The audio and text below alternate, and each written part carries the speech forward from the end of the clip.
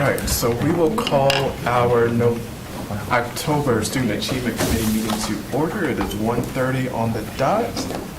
But before we can get started, I will entertain a motion to approve the minutes from the September 16th meeting. Motion to approve the minutes from our September meeting. So I have a motion to approve the September 16th meeting for Ms. Gordon. Second. Seconded by Chair Haggerty. All in favor, let it be known by the sign of aye. Aye. Opposed, same sign. The ayes have it, and the minutes from September 16th have passed. So today's topic will be the special education services reorganization that we got a preview of during our December retreat. And so I will turn this over to Dr. Hill and Dr. Allred as they talk about the great updates that's taken place in special education services. Good afternoon. Good afternoon. Hope everyone is doing well. I'm glad that Miss Lisa Allred is here today. She's been fighting a little bug. I don't think she's at 100%, but she was here to be with us today. And I know it's going around. This afternoon, we want to bring to you all where we are in regards to our special education reorganization in alignment with the current learning model that we have. So we have some updates for you, and would like to entertain any questions that you may have this week. Good afternoon, Board. Thank y'all for having me today. So as we look at where we are in planning for our reorganization with the regional model, I'm going to present some district-aligned belief statements that we've worked through in special ed services. We'll talk about strategic alignment, enhanced efficiency, customer-centric, and then we'll review the structure and our timeline. So special ed services, central services staff met in September and we reviewed these belief statements to make sure that we were still on board with these. You can read through these that we want to maintain to be student-centric. We believe that all children have the capacity to grow and achieve. We believe that our faculty, staff, and leadership have the responsibility to support all students in growing and achieving. We know that we have to act with integrity and transparency to ensure a clear and consistent view that all children deserve a free, appropriate public education in the least restrictive environment. We know that relationships from central services to schools are at the core of our work, and that we have to follow the data to do our job well and utilize the research to improve and innovate. And then finally, that our central services staff are leaders in this process in helping schools. So as we've talked about our reorganization into the regional model, we look at strategic alignment. And special ed services goal is to build capacity of the school staff and administration to make data-based decisions and implement IEPs. And we've committed to principals, assistant principals, and staff that we will walk alongside them and support them as they supervise this process in their schools. We're committed to providing clear lines of communication and processes, both to schools and to families. And finally, and we'll talk a little bit more about this in just a few minutes, we're committed to reducing the schools that coordinating teachers support so that they have more time in the schools to support more intensively. You're going to continue to hear us say that our main focus is about school capacity building. So we're trying to build a core of skills that all teachers have to ensure that they know what specially designed instruction is, how to implement it, how to use the data to write a good, strong IEP, to make processes and put processes in place to get our students moving in the right direction. And then we're developing the system, like I said, for coordinating teachers to have 4 or 5 schools so that their plan can be to train the staff, to monitor that training, to make sure that what we've trained on is happening in those classrooms, and to support our PLCs in the building to look at progress monitoring data, make sure that we are making good, solid decisions about changes that might need to be made to instruction. As we are doing that in the schools, we've also set up our structure so that there, in each of the areas, there is a multidisciplinary team where there are some behavior specialists, some extended content specialists, some elementary specialists, some secondary specialists. So that as specific school or student challenges come up, we have this multidisciplinary team that can plan around those to better support the kids in the schools. So this is our desire, is that we would have more intimate relationships with the schools and the principals and the teachers, that they would see our faces more so that we could support them better, and that our entire team would become vital to the success of special ed students in Wake County. We have incredible experts in special ed services, but we're trying to reorganize in such a way that schools get more intensive support from special ed services. So to kind of sum up the first slides that I've shared with you, we want to provide direct support to teachers and administrators on a very intensive level, setting up the multidisciplinary team to work with specific schools or students, so that all kids, all schools, all administrators get what they need better from special ed services.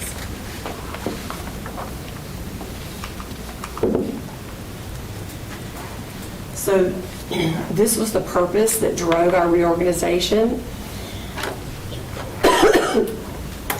So we want to have better special ed outcomes for our kids with disabilities. We're trying to reduce disproportionality and increase our services and supports for kids with disabilities. We want to align we feel like this aligns great with the strategic plan as it relates to reducing the overrepresentation of students. And again, these are the two areas, AIM 4 and AIM 10, where we've concentrated our efforts at reducing the overrepresentation in special education and eliminate overrepresentation based on race, ethnicity, gender, and disability. As we're doing this, as we're building this capacity, we're also committed to supporting the learning model with special education staff. This will be accomplished by supporting inclusive classrooms based on CME, increasing the rigor of specially designed instruction based on Challenge Me, developing specially designed lessons that engage our students based on Engage Me, and then finally using ongoing progress monitoring to inform IEP development and instruction based on Know Me. So in July when I met with you, I showed you several pieces of data, and I want to reiterate a couple of those that we are really concentrating on currently to try to make some move in that data, because we think those support some of our biggest challenges around providing support to students and reducing disproportionality. So we talked briefly about this in July, but I want to spend a little time digging in this a little more. This is what we call Indicator 11 data. This is the number of students that start the special ed process and end it within 90 days. And just for your knowledge, they start as soon as we suspect a disability, like a parent reaches out and says, I think my child has a disability, that starts the calendar count. We have to meet, have a referral meeting, determine if we suspect a disability. If there's testing to be done, we need to get all that testing done, determine eligibility, gain consent for services, and then begin servicing the student in order to end that 90-day timeline. You can see that we're not doing really well in this. We're only meeting that 90-day timeline 50% of the time, and you can see we're not really closing that gap. So it's one of our areas of big concentration in special ed services. And why does this matter? Well, if students have a disability and we're taking longer to identify them, we're taking longer to get those services to them. And that is especially critical for our K-2 kiddos, where we know that that is the time frame that we've got to get in front of them and try to close those gaps. We have plans for monitoring this work that I'll talk to you a little bit later in the presentation. This is one of our areas of increased supervision. And then the other one that I talked to you briefly about in July was about disproportionality. We were identified as disproportionate in May. We have finished a data review where we brought in principals, central services staff, both from academics, student support, and special ed services, to review the data related to over-identifying students as emotionally disabled for Black students and to over-suspending Black students over 10 days. We really dug into that information. We've reviewed the data. We've determined our areas of need. We've developed our plan. Our plan has been provisionally agreed to by the state, and that means that we have to use 15% of our IDEA grant funds to work on this plan. In the next year or two, we will be tracking this data to see if we are again closing that gap of overrepresentation, and we'll be making adjustments to that plan as needed. I did want to say to you that one of the major things that we're doing with some of this money is we are going to contract for some additional board-certified behavior analysts and some additional registered behavior technicians. Those board-certified behavior analysts can help us really tease some of the data to figure out what is the function of a student's behavior so that we can develop a really good plan to intervene. And our hope is that we can intervene ahead of time, make sure we have those really good interventions in place so that we catch the right kids in emotional disabilities and not over-representing any one ethnicity. Additionally, we'll be using them to track some of our kids that are being suspended a lot and try to develop some better plans for them. We're going to have these board-certified analysts support us with some of the functional behavior assessments to make sure that we're really getting at the right replacement behaviors and moving in the right direction with some of our students that struggle with dysregulation.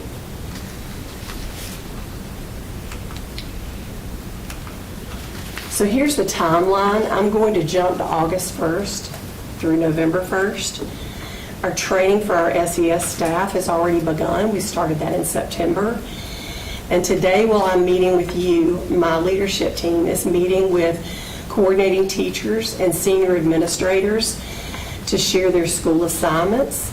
And we are now beginning to work part-time in our new teams to share information, to talk about passing off information from this used to be my school, now this is going to be my school. And we're doing all of this to prepare for our soft launch in February. In November and December, SES staff will be meeting to begin sharing information about their new schools, and this will set us up for the soft launch. Then in January, I'll be back in front of principals to share new school assignments and provide them additional information about what services that they can look for in the new model. Our teams will start going out to their new schools beginning in February, learning staff, meeting their administrators, their new teachers, looking at the different classrooms with the current CT and the new CT to build those relationships, and then beginning to take some baseline data. So that based on all of that information on July 1st, we're ready to begin our new regional model where we'll have more intensive support from coordinating teachers while we're also providing regional professional development to teachers, staff, and to our administrators. So this is our regional model. You can see that we've very much like we've overlaid our regional model, much like academics and student support, and that we have a senior director, a director. We've broken up our essays into elementary, secondary, and special programs, as well as the CTs that support those programs in both Region 1 and in Region 2. Additionally, we've rolled in other services that are specialized into those regional programs.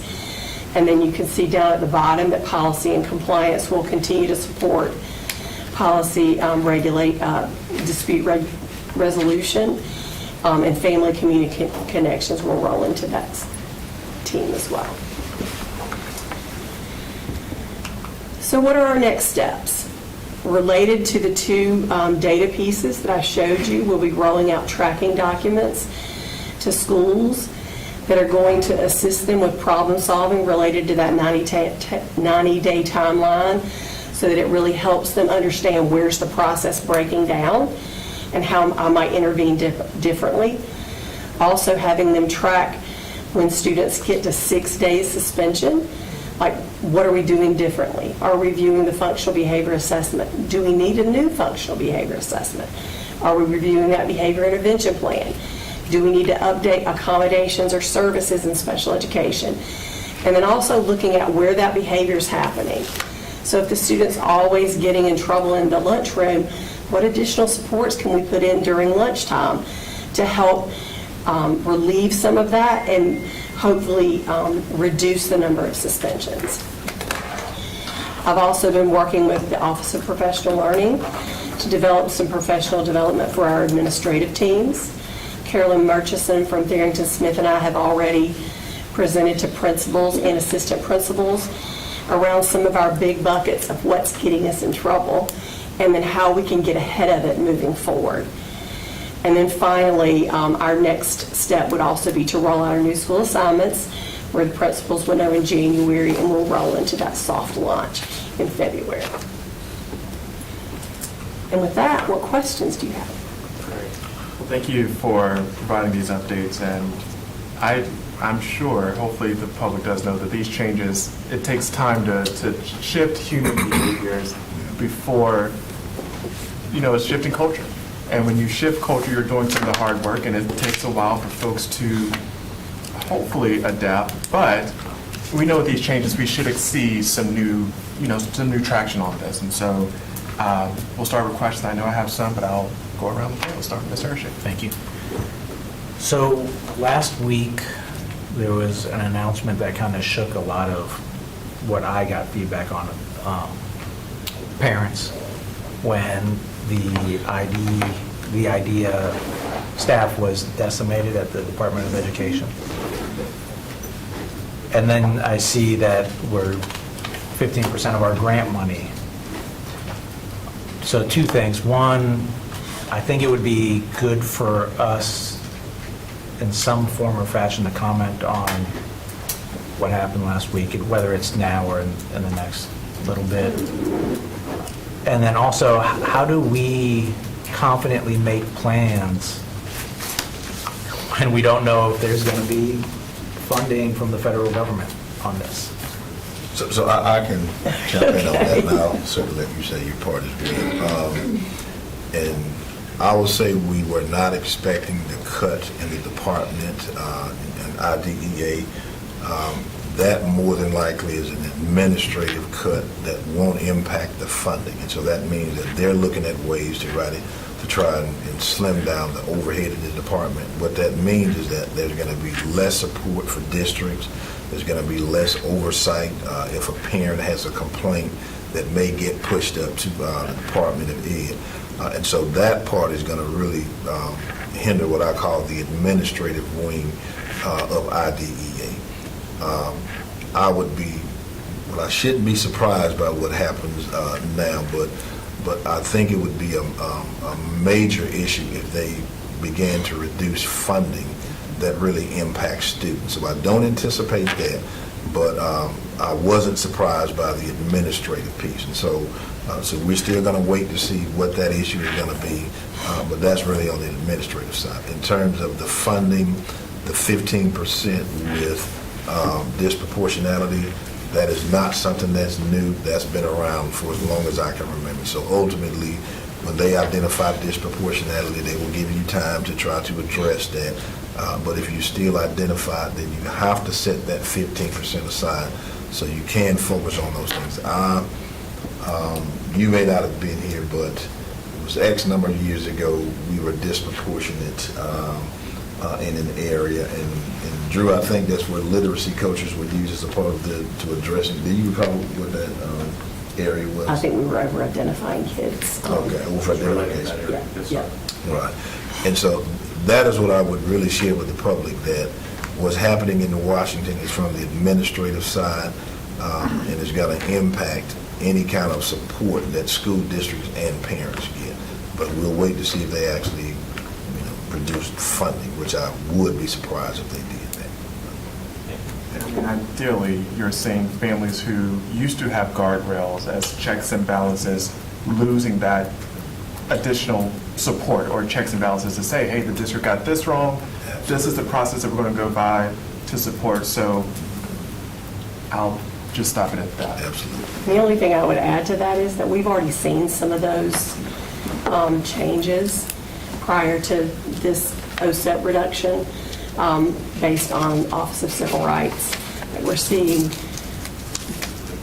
less OCR cases, and like we know some are out there and just hanging for long periods of time. So that part really hasn't changed that much. I do want to say one thing about disproportionality that I wasn't clear about, that I forgot to say. So I want to make sure you all understand that the data that we were determined to be disproportionate on is extremely lagging data.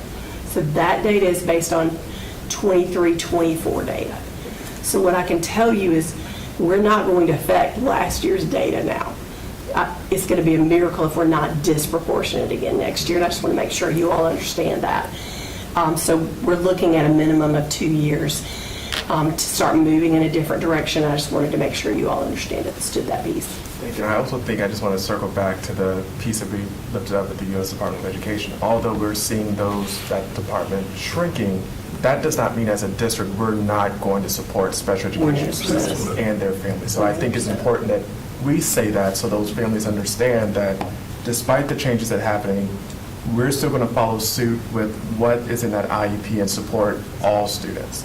Even if we don't make the 90-day timeline, we're still going to put those guardrails into effect to support 100%. students as well till they get identified properly, the supports that they need. Mr. Hershey, to your question, to be clear, we're having to make really hard decisions right now. But we are doing the very best that we can with the monies that we've been given to provide the most intensive support we can to schools and students. Oh, just one follow-up, Joe. Does the state budget or not having a budget currently impact it, or do you base it on last year's projection, last year's funding? I don't know what funding from the state goes into this kind of reorganization. So currently, we haven't been told there's going to be an adjustment to the funding that we get for our IDEA grant. There have been some questions about competitive grants and whether those will come or not based on the state not passing a budget. Now, we have until the end of the month to apply for our grant. We're going to do it. We're going to jump through all the hoops we can to make sure we get access to all the funds we can to meet our needs, but just know that could be affected by what the state is or isn't doing. Thank you. And is there a way you can explain how child count also impacts funding or Sure. lack of funding? So once a year, we have child count. And what that means is by December 1, every child that has an active IEP, we get so much funding for them. So part of what we do at this time of the year is we're making sure we get in front of schools to say, make sure your reevals are up to date, your IEPs are up to date, because if we have triennial reevals that fall off a timeline or IEPs that fall off a timeline, we don't get funding for that. But I think where Mr. Hershey's going is additionally, all those children that we haven't found eligible by December 1, we don't get funding for either. So that's just another reason for us to do our due diligence to get that 90-day timeline closer to that gap closing. April 1. Yes, we do have an April 1 count, yes. Well, April, yeah. We're not really telling people that because we still want them to stay up on it, but yes. Thank you. Well, I have several. I think I'm going to work backwards. When you say until the end of the month for the grants, this month? So yes, our competitive grant is due by the end of October, yes. Okay, and we're on track to We're have that working through submitted? that right now, yes, ma'am. Okay, and then with the December 1 count, how does the state cap on spending for special education? I understand there's a cap. Well, Is that impacted by that, or is that federal? We earn a certain amount per student. I don't know that there's a cap per se. I think Formalized we're talking about two different Okay. things. But Yeah, what you're thinking yeah. about is right, Right. but it's not part of this program. Okay, that's fine. We Yeah. can discuss that Yeah. another time.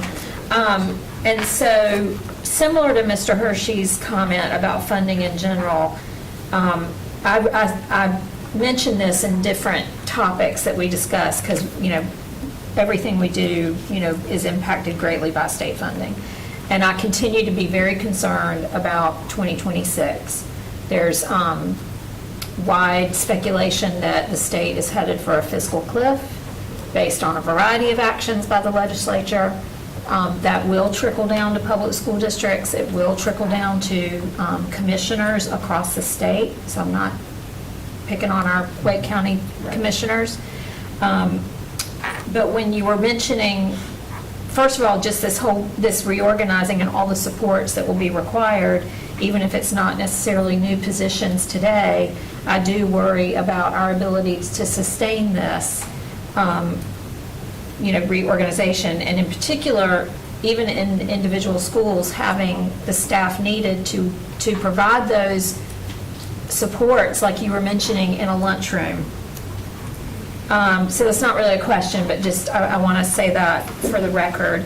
And then my last question, Mr. Chair, is to ask staff, I think slide 19 and slide 6 are kind of related. Slide 6 has your organizational chart, this sort of circular one. And then slide 19, to me, they seem related, was where you laid out everything about, what the new model will look like. Can you elaborate a little bit, please? I think more on slide 6, just about what this will look like on the ground. Good question. I mean, I've got slide 19 in front of me, I can read that, but if you could just elaborate a little bit, please. So that's a really good question. So currently, if you look at slide 6, Yeah. that is the way we are set up with specialty groups right now, where some CTs are extended content, some are behavior specialists, some are middle school, some are high. And what we've done is we've created a situation where CTs have general responsibility for 4 or 5 schools related to those things I talked about. Training staff, monitoring that training, providing help with PLCs and that sort of thing. But within each area, we've created a multidisciplinary team of some people from all of these groups, and an SA supervises that team. So in this area, I'm in this school, and I'm a elementary CT, and I'm struggling with a child in ECS, and I'm going to take that back to my multidisciplinary team, and we're going to meet and we're going to figure out, okay, what's the best plan? And then I'm either going to go back in and work that plan, or I'm going to pull my ECS specialist to come with me to work that plan. Does that better explain how it It works? does in help, work? yes. Okay. Thank you. Thank you, Chair. But I think I named to Ms. Edmonds' point that she's raising, the concern she has. I mean, it's also important to raise that we also struggle with recruiting and retaining special education teachers, looking at how the task and the workload has increased, and we're seeing that students are having unique challenges that we may not have prepared for. So in addition, what can we do differently to, I guess, recruit and retain? And to the point that you raised about the coordinating teachers, do we have enough coordinating teachers to support this regional model? We have made it work in that regional model that you see with what we have. And we are very hopeful. We have not added additional staff. As a matter of fact, we've set aside a director. We're not rehiring the director right now. We've reorganized things so that we don't rehire that director, so that we can really concentrate on those coordinating teachers. And the way I have represented this to Dr. Taylor and Dr. Hill all along is, and I think I said this to you all early on, when I first sat in this seat, what I realized is all we were doing was putting out fires and reacting, and our intent is to become much more proactive. And those coordinating teachers are going to be our proactive wing, in those buildings, looking at those teachers in those classrooms, hopefully with an administrator so they can have those good conversations. And then the senior administrator would be kind of the problem solver, leading that team if there is a challenge in elementary on a student basis or even on a school basis because of, let's say, there's a vacancy and how are we going to handle that?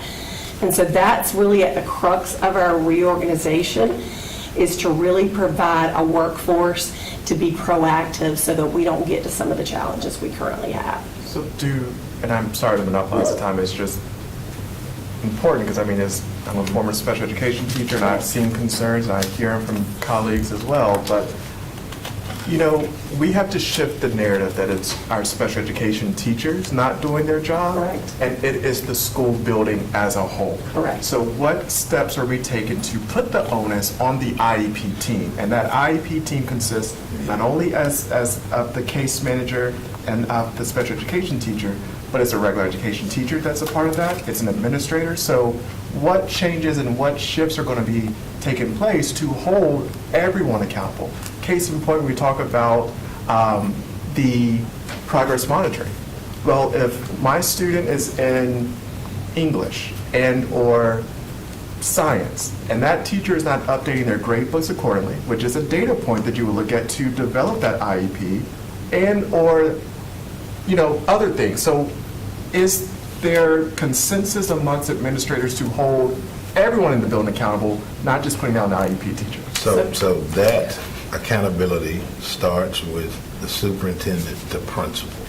And so I really wish you guys could have been there for the work that Lisa and Carolyn did with principals and APs to talk about what that responsibility is. And so, I took it upon myself to lead that conversation, to talk about that it is a complete building, that is more than a special ed teacher, that it is an involvement of everyone. So now part of that professional development, what I said to principals or administrators, that as the LEA rep, you're responsible for this. I don't know what your experience was like, but I know in many cases, the LEA rep, principal, the AP, okay, what do I sign? And they're not involved in the process. Or let's speed this meeting up. Absolutely. Let's speed this meeting up. I got somewhere to be. I got blah, blah, blah, ball game. So what we talked about in that PD were the things that they needed to be aware of. So when we talked about progress monitoring, principals now understand that if that is a part of that IEP that says we've got to make a decision about a kid, and we made decisions and there's no progress monitoring data, that is a problem. If the teacher who is familiar with the kid supposed to be a part of the IEP meeting, but we bring Mr. Haggerty, who's the history teacher, we'll say, to come down and be a part of this, and who knows nothing about the kid. It is about getting them to understand these are the logistics. It involves everybody, and it's not just the special education teacher. So that is a big part of the professional development that's being provided. And then there are additional things that we'll be doing with regular ed teachers as well. So it is about saying that this is a collective thing. I'll add this now that I'm talking a little bit. When we began to do the case studies and they walked through these, by the time Mrs. Murchison got to the third, she said, oh, by the way, these are Wake County cases. And you should have seen the aura in the room change. And they understood that this is what we're talking about. And so part of that is helping them to identify evaluations, reevaluation, timelines. We gave an example of a kid having been identified in kindergarten was not reevaluated until high school. Absolutely. It just shouldn't happen. We talked to them about what comes in front of the board, meaning that we have, I want to say it's the highest percentage in the state, but we had about 360 cases that came before DPI. We had 36 of those. So we're about 10% of the state population, but 10%, 36. That means you as a board meet roughly 24 times a year. And if there are 36 cases, what do you see coming before you? Well, what is going on here? And so that's what we're talking about from the leadership portion, because whatever we do to mitigate this problem, it starts with principals. If they are not aware, and now they know that the data that we will be looking at to measure where they are at school. And I'll let Yeah, you. one of the things I want to make sure that I iterate is, weeks ago, I was at a regional special ed directors meeting, and we were looking at some data, and I saw the data around the experience of our administrators. And it was concerning, we're glad to have the administrators we have, but that a lot of our administrators don't have a lot of experience, so they don't know what they don't know. So part of this rollout is about PD for administrative teams, so that they know what they need to know in order to LEA those meetings well, and they know that their role. And what I say to them when I onboard them is, you can make a decision if an AP or someone else LEAs a meeting, but they're speaking for you because they're setting aside the resources in your building. And so it is important that they participate fully and be able to make those hard decisions. The other thing I'll say is that we understand that the full IEP team needs to be ready to go. We've got to set a foundation, our special ed staff in that building, to support that regular ed staff. If my special ed staff don't know the basics of what is specially designed instruction and progress monitoring, they can't help a reg ed teacher become more effective. So the goal is to get them solid, and then that next layer would be related to the regular ed teachers. And then finally, the last thing I want to say, one of the things that Carol and I both talked about in this training is parents have rights. They have a right to file a state complaint. They have a right to file a petition. What we want to do is put ourselves in a place where we are confident when they file them that we've done our due diligence to meet that child's need. And we also wanted to go on record to let our principals know that best practice is when you're looking at your master schedule, your EC. We have so many children with so many different needs. Is that something that we're still having a problem with, and is that one of the biggest concerns that we have? Actually, that was one of the cases, that was one of the big highlights that we talked about with principals and assistant principals, is we are getting more and more school refusal, especially since we got back from the pandemic. And we're having to be really creative about how we address those needs. And I think, again, typically that is because of social emotional challenges, because of dysregulation. And I'm hopeful that these additional supports we're going to put in place will help give us some really good guidance.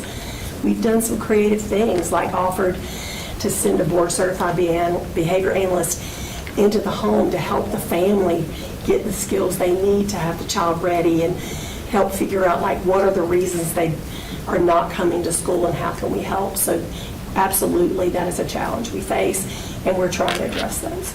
I know some schools have truancy officers. Do you have anybody that is actually working on that, or is that specifically left to the behavior analyst to case by case? So from that side, that's really more the student services side. We're going to dig into what's the underlying reason for the school refusal, and then how are we going to develop supports to get them back in school. Okay, and then my other thing is kind of a little bit multi-layered. One of the big concern that I hear repeatedly from teachers is what's happening in the classroom, whether it be a disruption, or they're not sure how to handle it, or there's just a lot of different things coming at them in their class.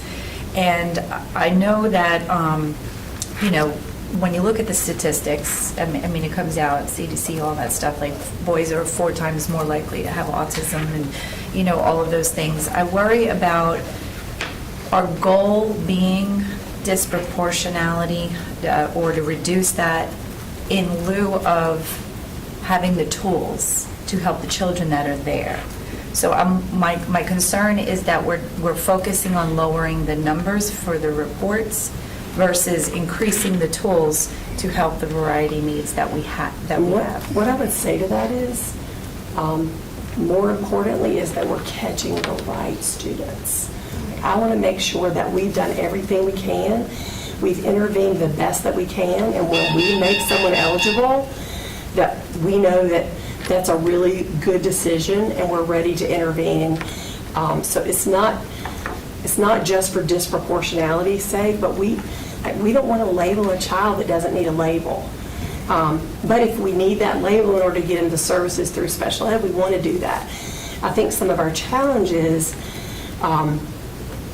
what are the interventions in the MTSS process, and are those really solid in those schools, so that when we come to that eligibility meeting, we know that we've intervened well, we've made adjustments to that plan, and I'm really ready to say this child has especially an emotional disability, because that stigma can go with them a long time. So to me, it's not about the disproportionate thing as much as it's about catching the right kids in special education. Are we concentrating, when we're talking about all of the numbers and disproportionality, is it IEP only, or is it IEP and 504? It's IEP only. It's IEP only. Disproportionate. Our data just comes from kids with IEPs. Okay. So, Ms. Goff, I do want to go back to the question that you talked about.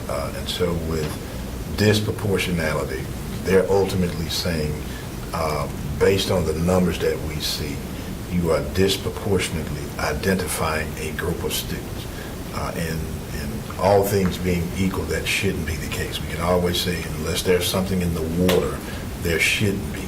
But we do recognize that some kids may come with challenges or gaps, and it goes back to what Mrs. Allred said. What we want to do is be absolutely sure that when we identify a kid, that we've done the right work. They do need the service. And if that ends up in a disproportionate number of kids being identified in a particular group, then there's nothing that we can do to control that. We've done all the right work. We've identified the right students. The other part of that is what we do have to do with regular ed teachers and what that referral process looks like. That if we put in interventions, are they working? Is the kid moving at the right level? And as a result, does the school-based team say, let's continue this?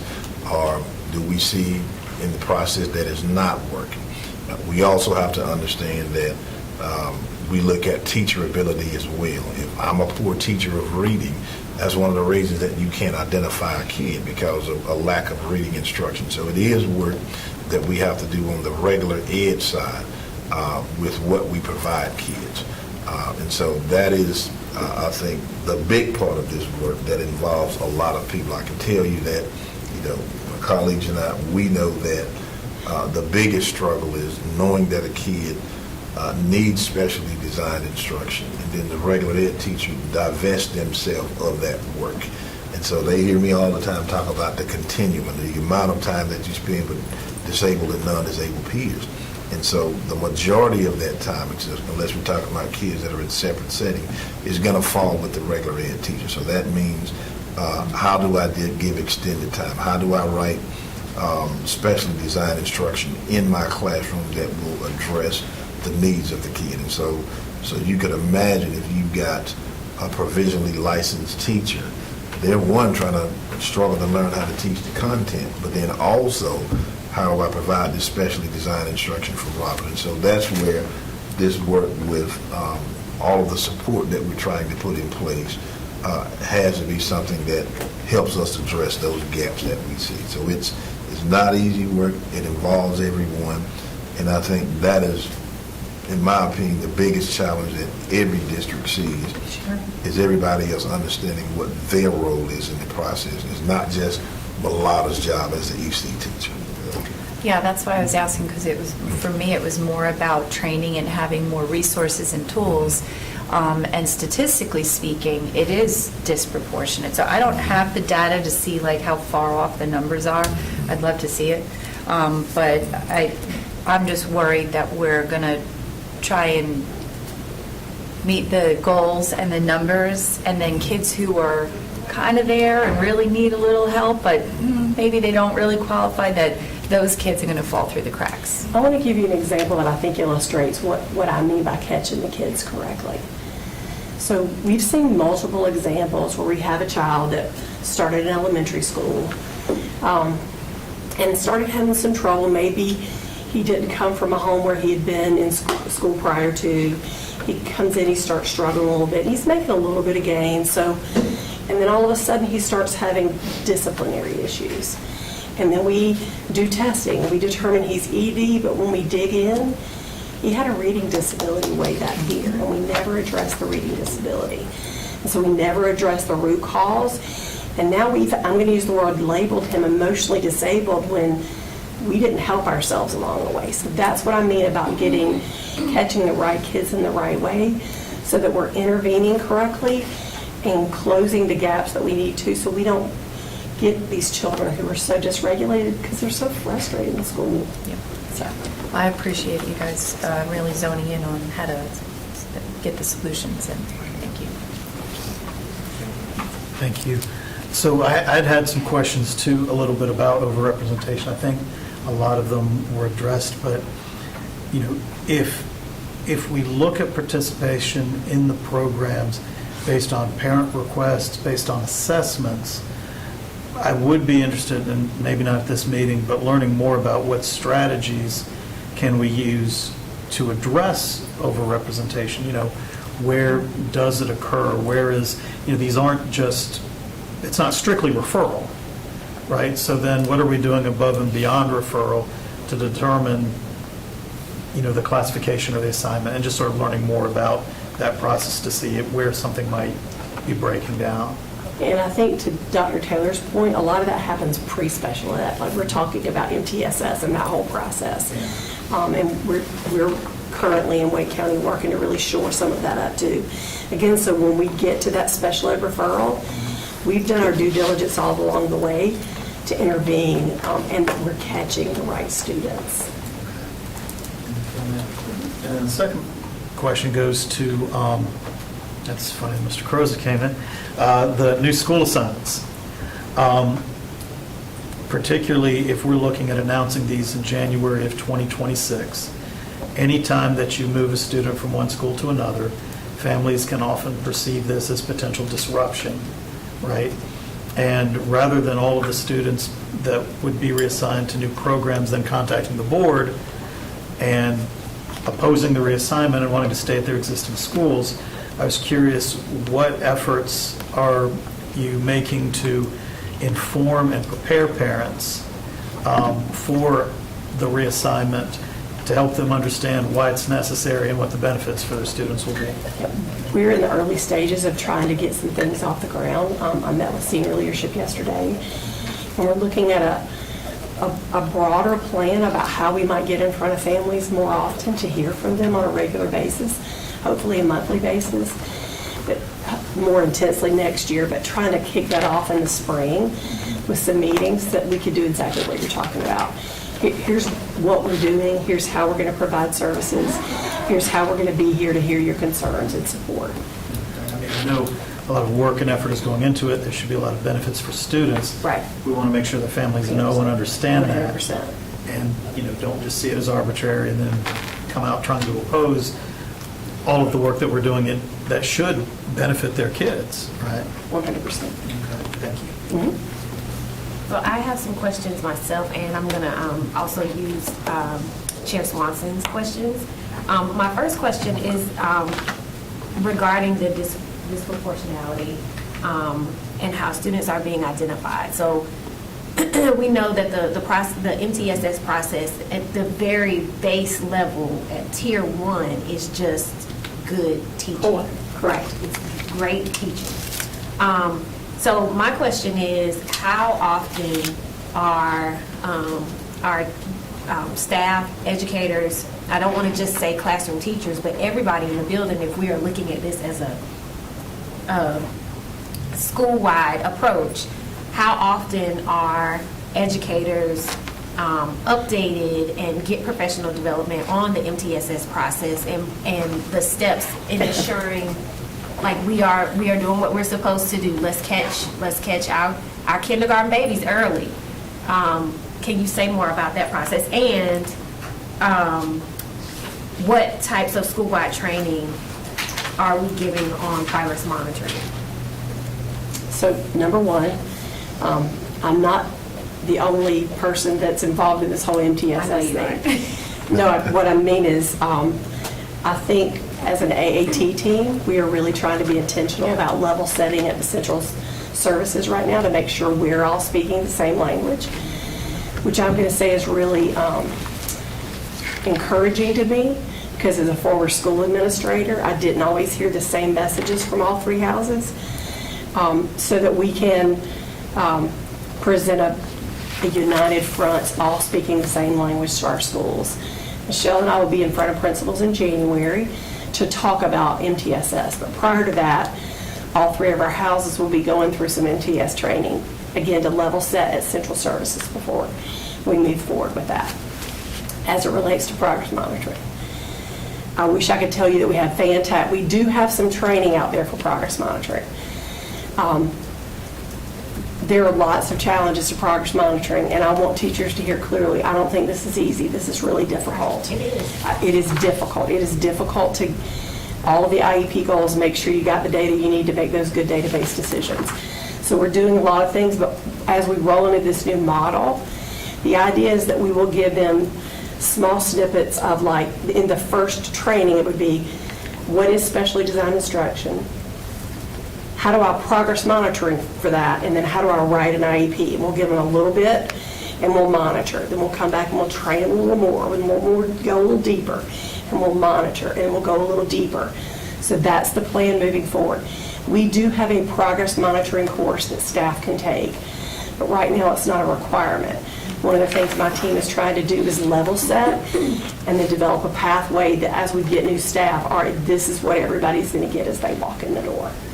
So beyond like professional development or courses that staff can take, the MTSS process should be deeply like rooted in the culture of PLCs, correct? Correct. Like Kid Talk on a Correct. normal, I mean, I'm saying this for like Correct. the general public so that they know that this is not just some like framework that gets pulled out when we see a child that has an issue. 100%. It is like deeply rooted in the work that educators are doing as far as like their professional learning communities. I think sometimes our schools see PLCs that, okay, first grade teachers are going to get in the room and they're going to talk about their classes and how they're doing and that sort of thing. Sometimes it's hard to take that down to the special ed level where I'm not going to talk about my class, I'm going to talk about this child's data and what is that data showing and what does that mean?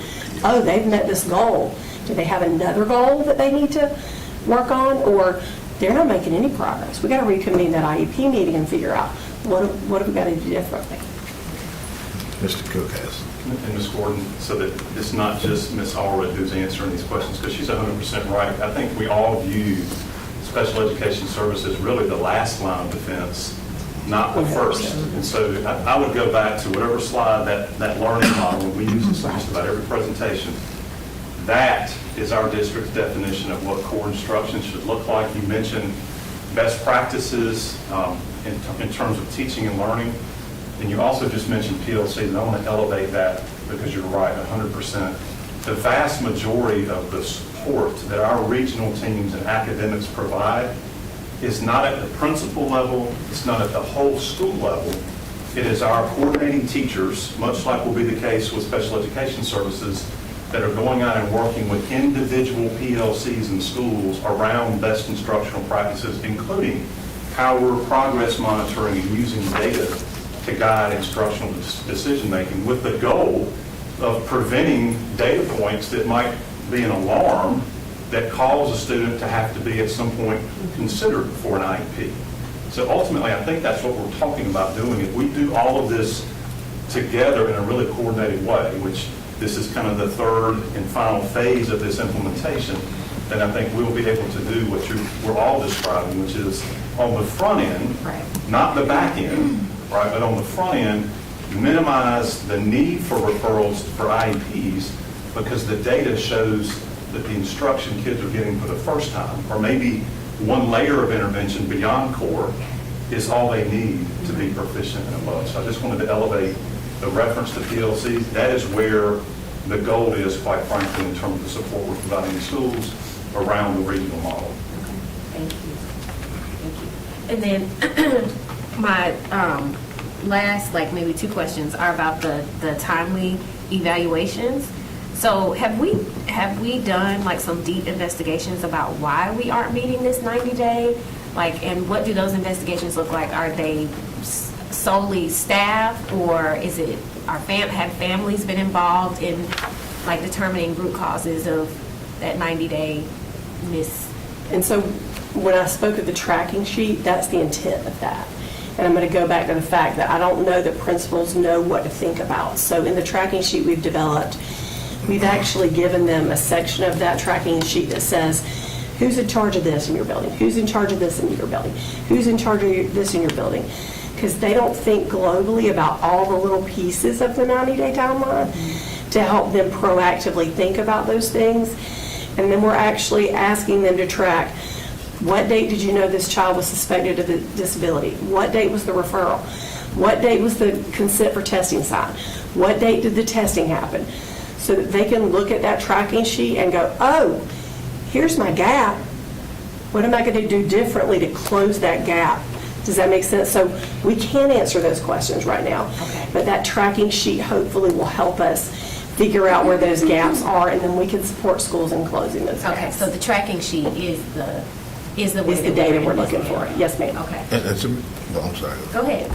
And I'll add to that traditionally, we know the kinds of things that cause us to miss the 90-day timeline, and so obviously the tracking sheet will help us with that. What we want to be able to help schools recognize is the things that we control and can reduce on our side. And so there are obviously going to be things that involve parents. If you talk about consent, if we talk about having a date set for an evaluation and the student is not available, that's something that psychologists and whomever testers have to schedule. And so that's where schools need to recognize that if there's psychological testing that has to be done, you don't schedule that 15 days before the 90 days, meaning that if for some reason the kid is sick, the psychologist is sick, snowstorm comes in, now we're up against the timeline. So it's trying to make sure that everybody understands how we plan appropriately so that if there's an issue with missing the 90-day timeline, it's something that was out of the school's control. And so 100% is absolutely what the state has had. It's always been that way. There's a difference between 56% and 92%. Right. And I think with the percentages, you will also fall under the scrutiny of the state. We have. If you consistently, and I can't remember what that number is now, but Yeah. We're in technical assistance for that, and they're asking the same questions that we're asking. And then my follow-up to that is, how are we communicating when we miss that 90-day deadline to families? Are we communicating that? So here's the back end of that. When we go over that 90-day timeline, if a child's found eligible, we then have to talk about compensatory services. And we have to look at what harm was done during that lag time. If it's 5 days, that's one thing. But if it's 30 days, it's a whole other thing. And then we owe for compensatory services to try to close that gap that might have existed because we didn't meet that 90-day timeline. Thank you. I think Ms. Evans has a question. Yeah, just, I should know this, and I apologize that I don't. The coordinating teachers, do they get extra pay? They are paid on a teacher pay. So they don't get extra for this? So, okay, thank you. Now, they're 12-month employees as opposed to, but yes, ma'am. Thank you. Yes, ma'am. Mr. Hershey? I know we're getting close to the end, but you talk about the tracking sheet and various things where I'm hearing, are we using any kind of software that sends reminders, notifications?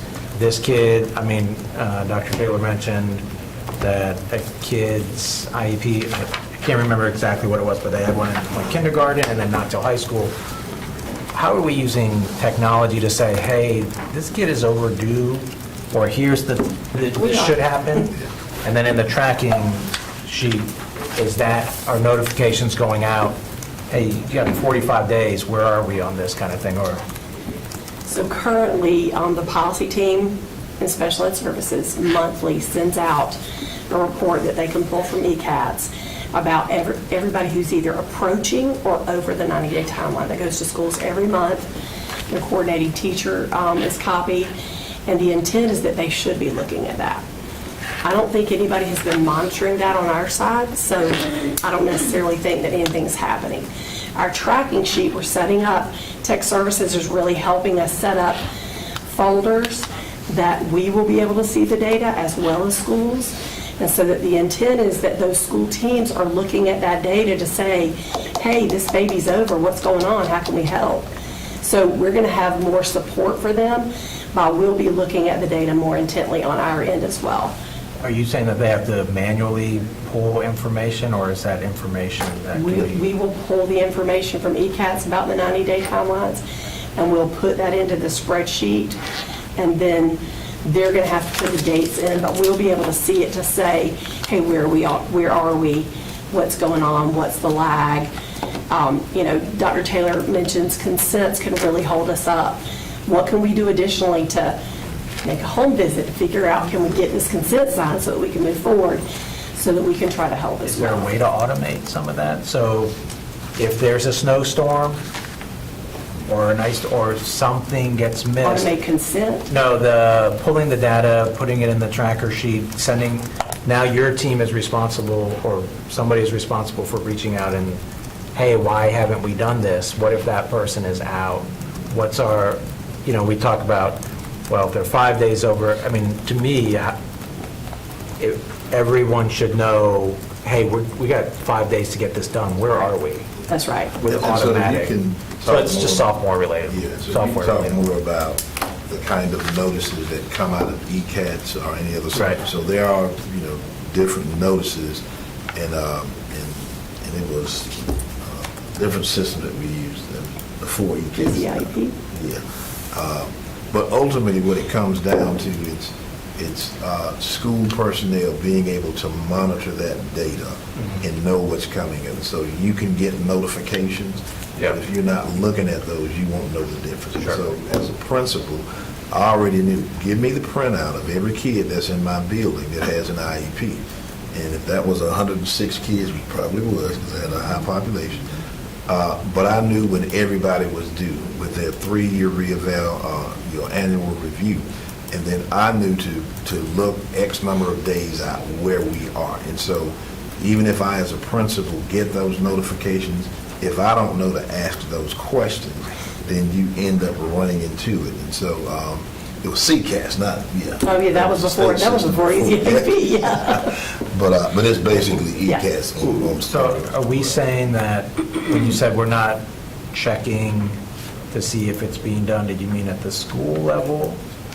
What I'm saying is, we've been sending out these reports. Right. But nobody's really dug in to figure out why it's not happening. Like, we've been providing this, but I don't know that Special Ed Services has seen the live, real-time data to be able to help schools problem solve. That's what I mean, which is where we're trying to get.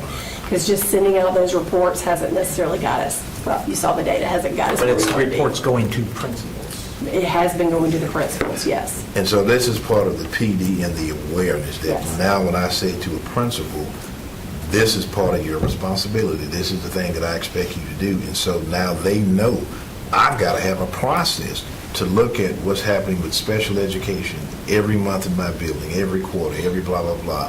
When they have that on their radar, because remember, we're talking 22,000 kids. That's but, correct.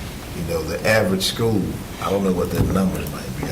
Let's I say had an under- 300 and something at my high school when I was in here, but, you're probably 50 or so in an elementary Yeah, school. so if you talk about an elementary school, you're only talking about 50 to 70 students. And so that means that's not a large thing to be able to monitor. But if they don't know to do that, then it's not going to be something that's on their radar. I think the other thing that we also want principals to understand is that you have school data, but it aggregates into district data.